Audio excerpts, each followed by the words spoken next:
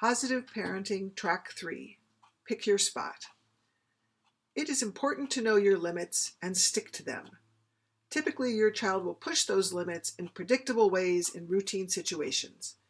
Ahead of time, before you get into one of those situations, know what your limits are going to be.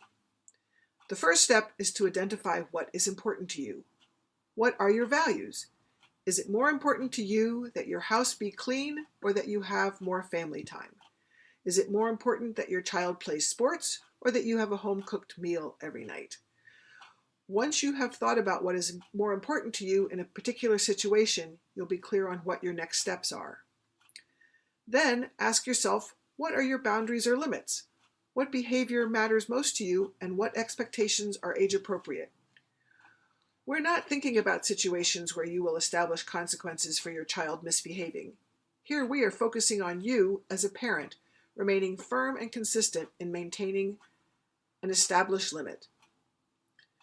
Here we are focusing on you as a parent, remaining firm and consistent in maintaining an established limit. A 3-year-old is just learning the power of no, both saying no and reacting to being told no. For your child to learn that there are limits, you, your partner, spouse, or other caregiver all have to deliver the same message. For example, if you're going to the grocery store and you know that you're going to have to go through the checkout line and your child always asks for a candy bar, know what your limit is going to be. Will you say yes or will you say no? Know what you are going to say. If you're going to say yes the first time they ask. If you're going to say no and stick to it. Spend time and energy on what you battle. That is, pick your battles. Be consistent. This is one of the most important things. Be consistent in what you say and in the rules you set. Be consistent when you set limits. Once you set a limit, stick to it.